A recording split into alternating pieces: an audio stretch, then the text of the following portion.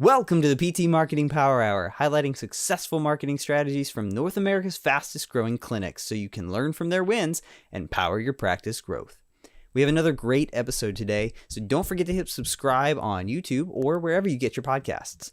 Now, here's your host, physical therapist, marketing expert, and CEO of Practice Promotions, Neil Trickett.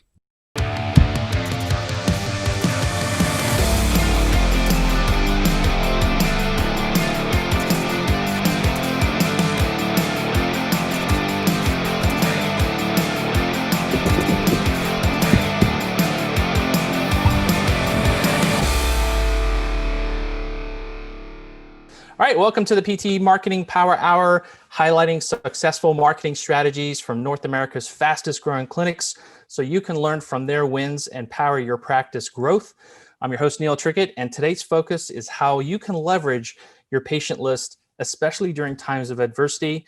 And I'm really thankful here to have Jacob Pollard with us from Empower Physical Therapy in Alaska.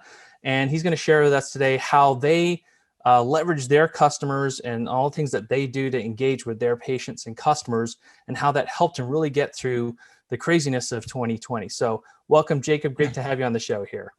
Thanks, Neil. Yeah, I'm happy to be on here. It's nice to have you, and I appreciate it. Awesome. Great. So let's talk about this main core concept. And it's really about if you can keep connected with your patients, both current, right, and past, especially your past patients, your customer list.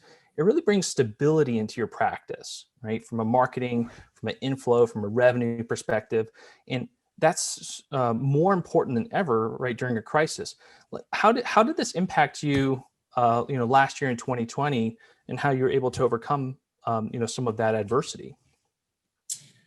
Well, I mean, that's a great question, and definitely, having a past patient list to market to, having our current patients to market to, people that were already, raving fans of our business, they were definitely a lifeblood during the pandemic, because a lot of times, during the pandemic, I think people were just unsure about different things. They were unsure if it's safe to go out, unsure if it's safe to go to PT or safe to go here or there.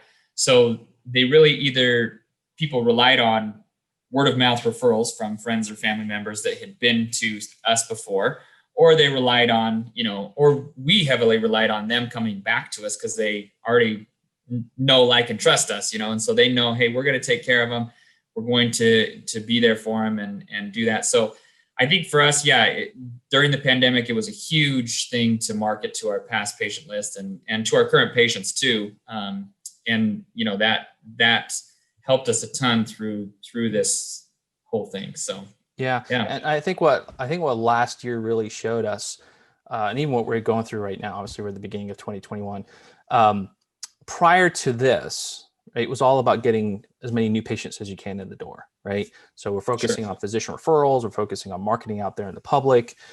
But I can just tell you from decades of talking to thousands of practice owners that the vast majority of practice owners don't put much emphasis on marketing to their customer list, on marketing to their past patients. And it's really the secret sauce of your business, right? Any small business leverages its customer list to be successful. And so we have to do more of that in practice. And so I think what last year really showed us was that people who were really good at that recovered a lot faster, or made it through with a lot less injury, right, on the business. And so what were some of the kind of key results that you saw by, implementing that kind of approach in your business? Well, I mean, going exactly what you had just said, when the pandemic hit, we knew we needed to be kind of a beacon or a source for people to turn to, right? Of, hey, some stability in what we were doing.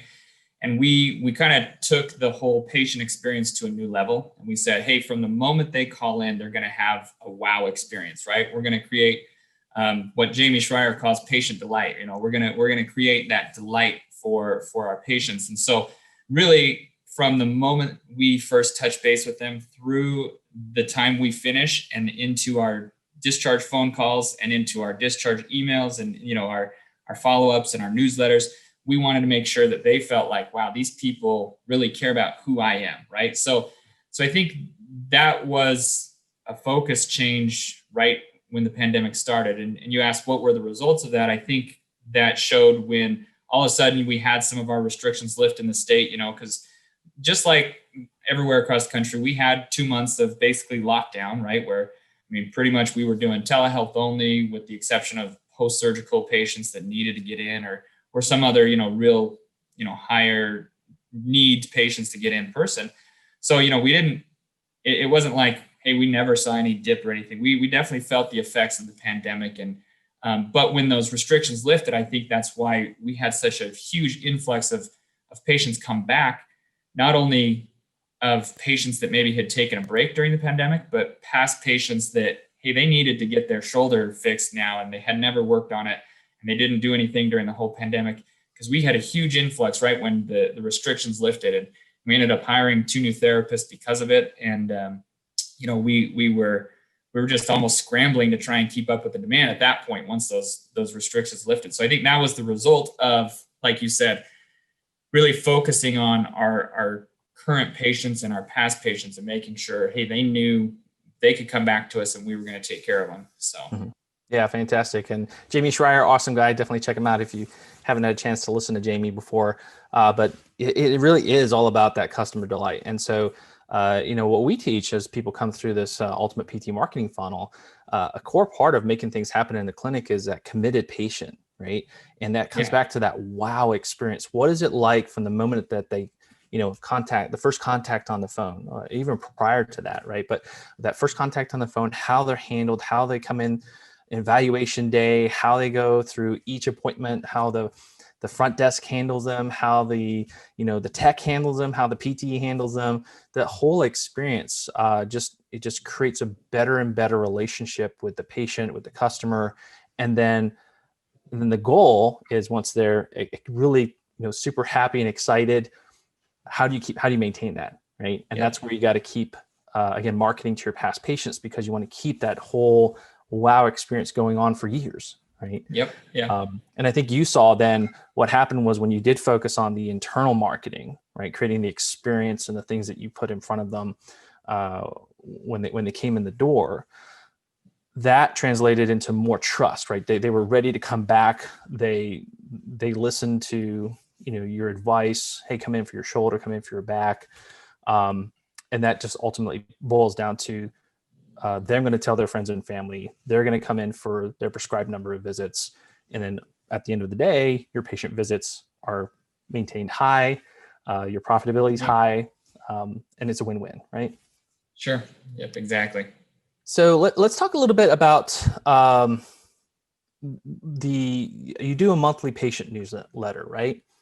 Correct. Yep. Yeah. And that's a way that you communicate to your past patients. And you have about 2,000 people that you send that out to. Is that correct? Yeah. Around 2,000. Great. And so what do you like to put into your patient newsletter? Obviously, it's a great vehicle to keep in front of your past patients, to continue that level of trust, right, and relationship building. What are some of the things that you found to be successful in things that you put in your newsletter, what you communicate out there? Yeah.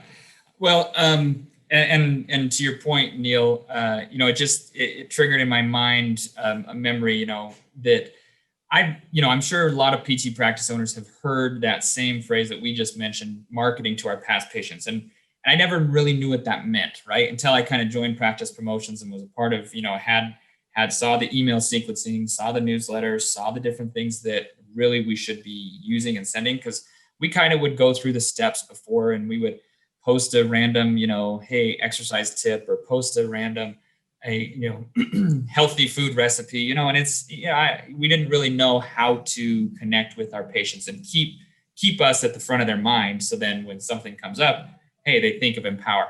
So it wasn't until we started doing consistent things like the monthly newsletter that really I kind of felt like, oh, this is how we market to our past patient list, right?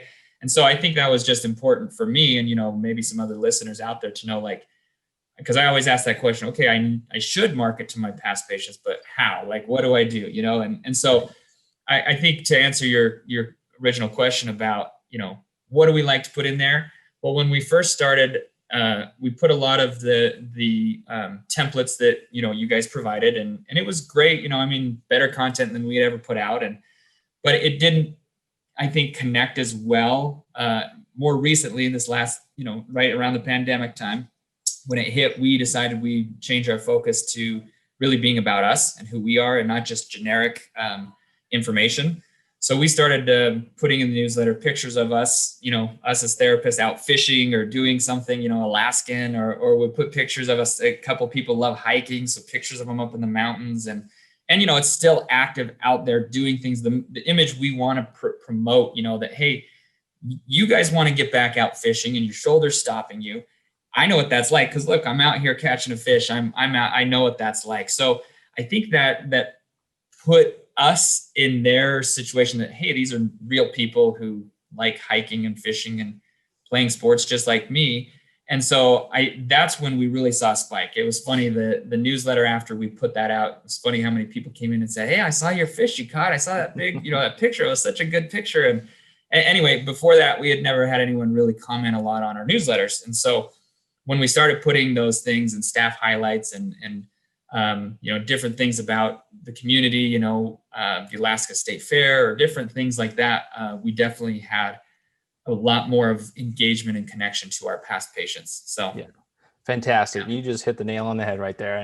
And I can't tell you, if any of our clients are listening that don't give us enough of their custom content, now's the time to start doing that. We beg our account managers and designers beg for that on a monthly basis, because let's face it, what's the point of doing this patient newsletter, right? The point of the patient newsletter is to maintain and build upon the relationships that you've built with those patients over time, so that they continue to think of you as the expert to turn to, right?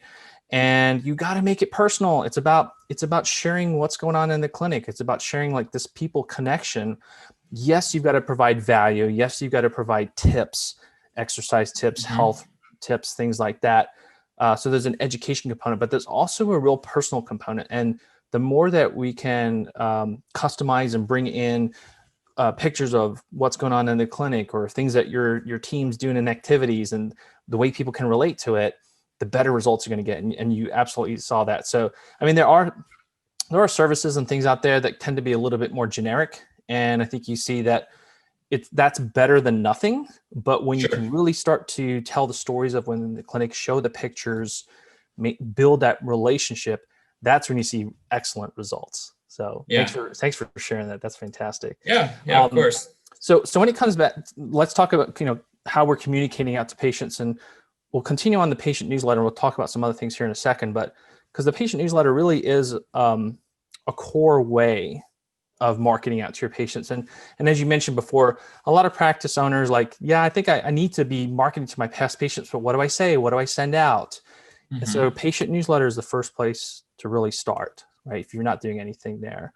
But we talk about 3 important ways for the newsletter to work, a patient newsletter to work. One is the right audience. So you need to make sure you have up-to-date lists that you're consistently sending out to your past patients.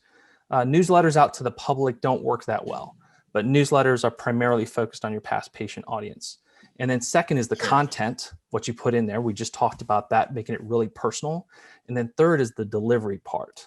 So let's talk about how you get your newsletter out to your audience. Yeah, sure.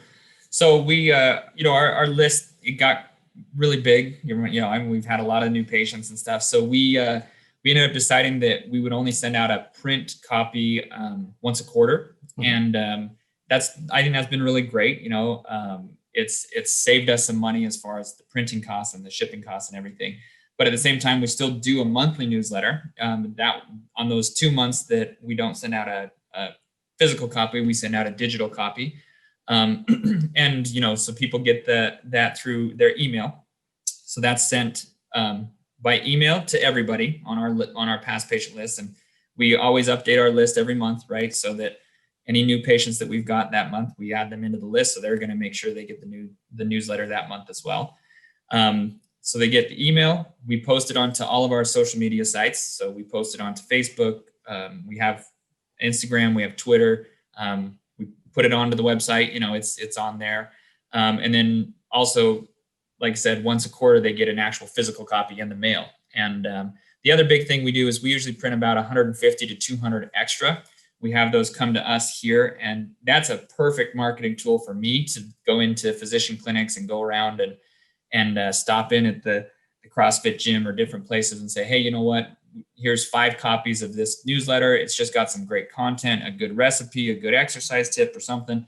Just, before the pandemic, we'd say leave it in your lobby. I mean, everyone I think has taken magazines out and stuff, but now I tell people, you know what, if you have someone, if it's shoulder specific, right? It's like, if one of your docs has a shoulder specific person that, they have an injury, have them give them this newsletter, so now it's more of a one-on-one delivery instead of just generic info out there in the waiting room. So, but the other thing, and I don't know if you want to get into this, we've done those rack cards. And you want to talk about that now or later? Oh, you can throw that in now. That's great. Yeah. Okay. Sorry. Yeah. I don't know if just because that made me think that's been an awesome tool from Practice Promotions that we've used to go around and to market to different clinics. For example, these are just sitting here. I didn't even plan this, but we have a couple that we've custom made on concussion or headaches or pelvic health. We have different disciplines or things that we do. And so we actually have in a lot of the clinics, we bought a rack card, 6-card holder and left it with the family practice doc or the orthopedic surgeon, said, hey, just leave this out in your lobby. If people are interested, let's let them grab one. And they like it because it's content they didn't have to put out there, but it's good information. And so anyway, you were saying, how do we get that out there? That just made me think that's a great one that it gives you an excuse to go into those physician offices over and over and refill those or drop off newsletters. So sure thing. Yeah. That's what they're designed for, right? To be out there for the public to use. And I think this is an important topic here when we talk about the delivery, right? The delivery of your marketing information, right? That you're, we talk specifically about newsletter, but just in general, in a digital world, we think that digital is the only way to go. And actually, print and direct mail is become much more effective now than ever before. I saw a really funny cartoon where it was talking about, back in the days of America Online when the internet first came out and you got that email, you were like so excited because you got an email for the first time in your inbox, right? Yeah. And now think about the hundreds of emails that you get a day in your inbox and you're like, I can't face it anymore. But when you go to your mailbox, you're like, ooh, I got a letter or I got this catalog or I got, so you're excited to get the mail. It's really funny how the tables have turned with that. But there's been a lot of studies done around print, direct mail, and marketing. Canadian Post did a fantastic one where it actually did eye tracking, neurological tests. They had EEGs going on while people were looking at things. And people were like 40 or 50% more likely to take action from a print material than they were, say, off a marketing email. But I think one thing to look at from today's perspective is that people aren't all over the place in terms of what they're looking at. And you have to be able to get in front of enough eyeballs. And if you're just doing an email, well, you have to realize that maybe 30, 40% of your emails get opened, right? So you're missing 60% or 70% of the people you're trying to reach. If you're on social, we know how fast people skim through social, and Facebook doesn't show maybe but 5 or 10% of the things that are posted out there. And same thing with Instagram, right? But with mail, you're guaranteed over 95% delivery into someone's mailbox, and they have to touch it. They either have to pull it, look at your logo, whatever it is, put it in the recycle bin, or most likely they're going to open it, start to scan through it. So that's why it's a really important tool. Yes, it's a financial investment, right? To direct mail, it's more costly, but the ROI when it comes into the whole picture of marketing and delivery is vital. And I'm going to challenge you a little bit here, Jacob, because quarterly is good, but monthly is the best.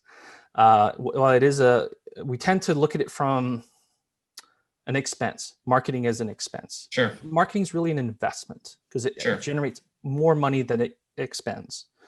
An expense is when you are paying for the rent or paying for the lights.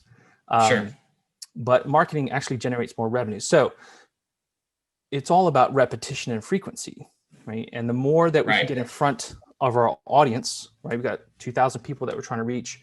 the more we can get in front of them, the more our marketing message will resonate, and that will translate into more people coming in. Sure. So I love it that we've got emails, we've got social, we've got direct mail. You're going out doing handouts. That's perfect. So there's all these ways that you can use a patient newsletter to make that happen. And the rat cards are a perfect way to, again, work with physicians' offices and gyms and things like that to make that happen. So, yeah, from this whole approach, right, that you've been doing, how has this helped you weather the pandemic? Yeah, I think that's a great question. I think the biggest thing is it's given us some control in a world where no one had control, right? Where it was just like, who knows what's going to happen next? Is the governor going to put another mandate up and we're going to have to close or whatever, right? Like, it gave us something to say, you know what, we can take some action and go and do something to help our business, right? And I think that was a big thing for us to help weather this, right? And we knew there were some things in our control that really could help us do that, right? And so we kind of doubled down on those things and said, hey, we don't know if a patient's going to come in tomorrow, but we do know we can go out and deliver these or go out and send this email or whatever, right? Like, that was the stuff we did know we could do. And so we really focused on that. And like I said, I think by doing that, getting in people's minds, having us in the top of their mind, whether it was through the direct mail or emails or whatever it was, it put us there so that when they did come out of the pandemic and come out of the hunker down, I know we're not completely out of it. We still see effects of it, but at least when, they were okay to go back and start getting treatment, we were the front of mind. So I think that's what helped us weather it so much, is being able to be there for our past patients, our current patients,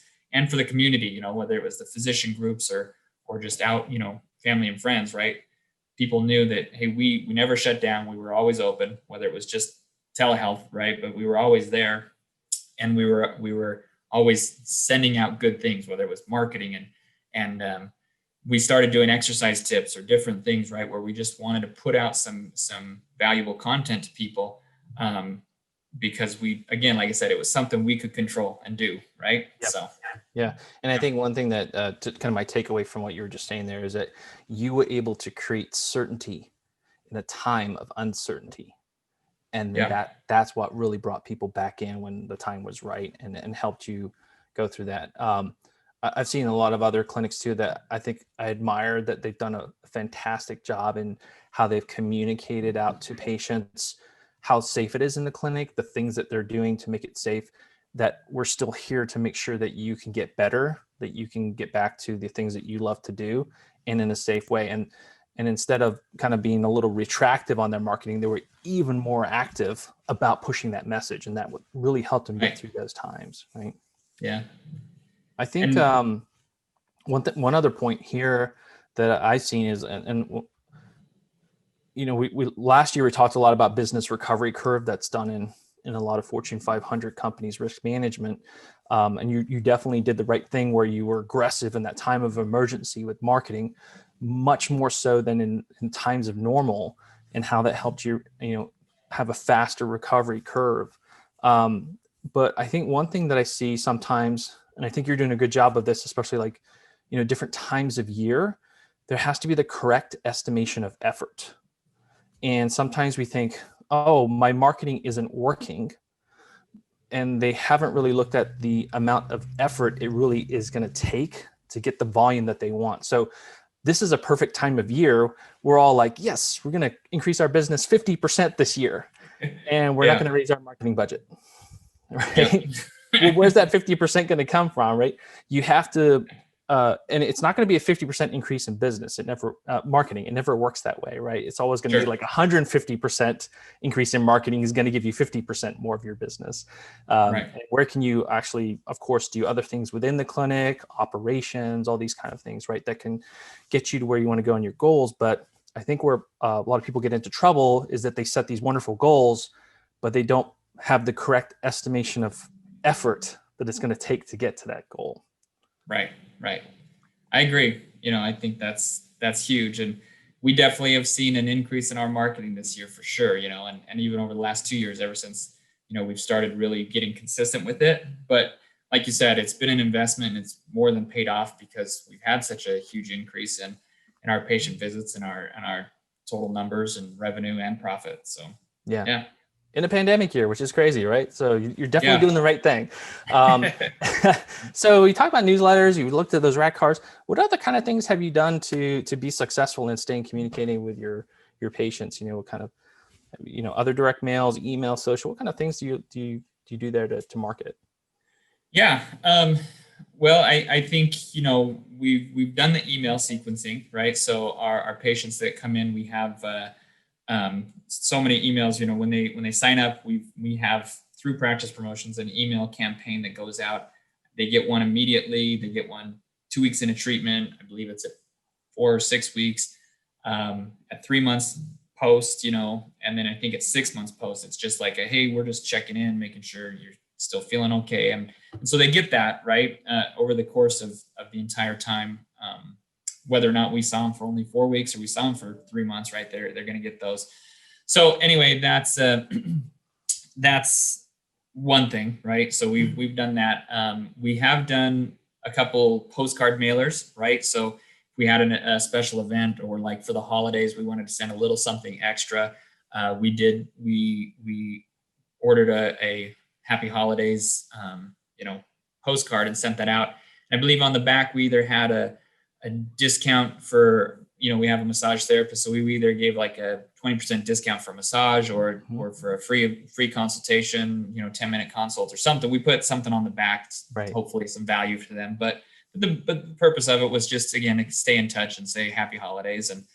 And so we've done that. And then, like you said, we've tried to keep up with, we did what an exercise tip of the day during the pandemic when we really had a lot more time to just do something like that. Mm-hmm. And then one other big one that we've done is a physician interview where we sat down with a physician and did an interview and then posted that to all of our social media sites and onto our practice promotion website and things like that. So just being able to get some other, again, personalized content onto those social sites or onto our website has been good. So yeah, great idea. And how did that work out for you with the physician post? I'm curious. They were good. Yeah. I think the biggest thing is it developed a deep relationship with the physician, right? I think more so than a person watching it that might say, oh, I want to go see those guys. I think above all else, it just strengthened a relationship with the physicians. Mm-hmm. And it was nice during the time when the pandemic, when they didn't have anything going on either. They had some time. And so they were like, yeah, let's go ahead and sit down and talk for a half hour, And so yes. Just kind of like we're doing now, we just did it through Zoom and it was good. And like I said, I think that relationship with the physician got stronger. Mm-hmm. So. Yeah. So ultimately you're trying to bring value and content and information to your audience, right? To your customer list through multiple ways, through email, through social, through video. Video is really critical. And, people are looking for advice. They're looking for tips all the time, right? So the more you can kind of, post that stuff from the clinic and, hey, if you could just do a 5-minute spotlight with one of your PTs on how to do a specific, exercise to help them with, sciatica, that's going to go a long way. That's going to get shared, right? So I think, I could definitely relate to this being a practice owner in the past, is that, we're often very overwhelmed, right? We're trying to treat a caseload of patients. We're trying to put out fires. We've got, staff that need our help. And so there comes a point in the practice where you can't do it, right, yourself, right? You do need to have time for marketing as the owner of the business, for like a strategic, for a planning type of thing, and helping out here and there with like a video or something that, coming from the owner. But who can you have in your clinic to help you get the volume out, right? To make things consistent, to have the rhythms in place for marketing that are so necessary.